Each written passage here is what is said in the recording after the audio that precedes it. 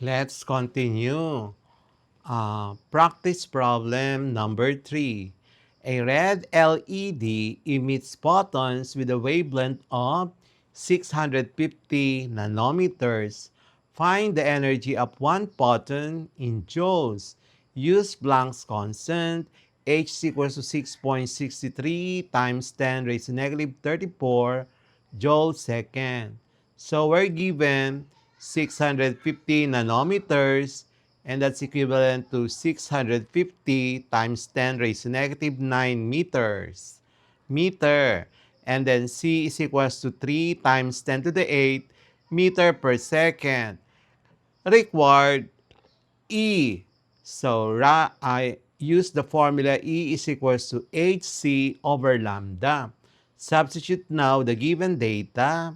The final answer is 3.06 times 10 to the negative positive 19. Number 4, a lighting system uses 20 LEDs, each rated at 3 watts. If they are operated for 8 hours per day, compute the total electrical energy consumed in kilowatt hour. So we're given 20 LEDs, 3 watts each time, and the time is 8 hours per day. Required the E in kilowatt hours per day. Solution, the total power P is equals to 20 times 3, and that's equivalent to 6 watts. And then E is equals to P times the T. So multiply the calculated 60 watts by 8. So the answer is 480 watt hour. And the final answer in kilowatt hour per day is 0.48. Number 5. An LED system is used in a concert for visual effects. If the total power consumption is 1,500 watts and the system runs for 2.5 hours, determine the total energy used in joules. So given uh, P is 1,500 watts and T is 2.5 hours and equivalent to 9,000 seconds. So required is the energy in joules. So use the formula E is equals to P times the T. Substituting the given data and the given data in terms of seconds. So the final answer is 1.35 times 10 to the 7 joules. Number 6, a green LED emits light at a frequency of 5.5 times 10 to the 14th hertz. Calculate its wavelength. So we're given F 5.5 times 10 to the 14 hertz, and the speed of light is 3 times 10 to the 8 meters per second. We are required to solve for the wavelength. So use the formula lambda is equals to C over F. Substitute the given data. The answer is 5.45 times 10 to the 7, and that means 545 nanometers. Number 7, a new LED technology claims to produce 80 lumens per watt. If a bulb produces 1,600 lumens, determine the electrical power required. Given efficacy is 80 lumens per watt, luminous flux 1,000 lumens. We are asked to obtain the power. So therefore, use the formula P is equal to the luminous flux divided by the efficacy. Substitute now the given data. The final answer is 20 watts. Number 8, a blue LED strip consumes 18 watts when lit. If it runs for 3 hours, find the total energy consumption in both joules and kilowatt hour. Given P is 18 watts, T is 3 hours. Required the energy in joules and in kilowatt hour. Solution, use the formula E is equals to P times the T. So, multiply the given data. The answer is 54 watt hour. And of course, when you convert that in terms of kilowatt hour, that is equivalent to 0.054. And in joules, do the conversion. 54 watt hour multiplied by 3,600 joules per watt hour. So the answer is 194,400 joules. So the final answer is 0.054 kilowatt hour, kilowatt hour, and 1.99944 times 10 to the fifth joules. Number 9. An LED flashlight operates on a 9 volts battery and draws 0.2 ampere of current. Calculate the electrical power consumed. So we're given 9 volts, I 0.2 ampere, required P. So use the formula P is equal to BI. Substitute now the given data. The final answer is 1.8 watts. Number 10. The light intensity from an LED source decreases according to the inverse square law. If the intensity at 1 meter is 120 lux, determine the intensity at 3 meters. So, we're given I1 120 lux at R1 equal to 1 meter. And then R2 is 3 meters. And so, to get the I2, it has to be use the formula I2 is equals to I1 times R1 over R2 squared. And substitute now the given data, calculating the data, the final answer is 13.33 lux.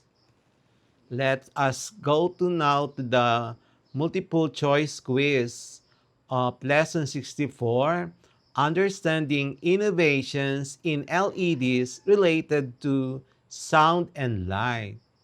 What does LED stand for? Letter A, light emitting device. B, light energy diode. Letter C, light emitting diode. Letter D, luminous electrical device. Number 2, which semiconductor material is most commonly used in manufacturing LEDs? Letter A, silicon. Letter B, gallium arsenide. Letter C, copper. Letter D, tungsten. Number 3, in LEDs, light is produced through the process of A, thermal conduction. Letter B, electroluminescence. Letter C, reflection. D, refraction. Number 4. One major advantage of LEDs compared to incandescent bulbs is A, higher heat production. Letter B, longer lifespan. Letter C, requires more energy. D, heavier construction. Number 5. Which property of light determines the color emitted by an LED? Letter A, frequency. Letter B, amplitude. C, intensity. D, reflection angle. Number 6. LEDs are commonly used in sound-related devices such as digital displays on amplifiers, vinyl records players, acoustic guitars, gramophones. Number 7. The energy efficiency of LEDs is mainly due to A. Low voltage operation, B. Large filament design, C. High thermal output, D. Low current resistance. Number 8. Which of the following is a medical application of LED technology? A. Traffic signals, B. Phototherapy for skin conditions, C. Television backlighting, D. Decorative string lights. Number 9. The wavelength of red LED light is typically 400 to 450 nanometers, B. 500 to 550 nanometers, letter C. 620 to 750 nanometers, letter D. 800 to 900 nanometers. Number 10. The brightness of an LED is usually measured in A. Watts, B. Lumens, C. Joules, D. Amperes. Number 11. Which factor does not affect the efficiency of an LED? Letter A. Semiconductor material. Letter B. Operating current. Letter C. Lens shape. Letter D. Wire thickness in a speaker. Number 12. LEDs used in concert stages are preferred because A. They produce more heat, B. They are heavy to install, C. They are energy efficient and provide vibrant colors, letter D. They only emit infrared light. Number 13. Which part of an LED controls the direction of emitted light? Letter A. Semiconductor chip. Letter B. Reflective housing.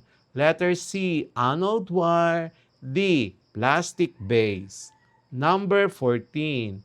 LEDs emit light in a specific direction which reduces A. Energy waste due to scattered light. Letter B. Light absorption in the eyes. Letter C. Sound interference. D. Vibration.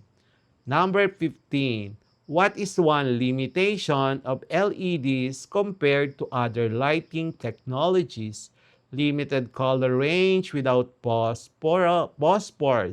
Letter B. Higher energy use. Letter C. Shorter lifespan. Letter D. Slower response time. The answer key for lesson 64, please proceed to lesson 65.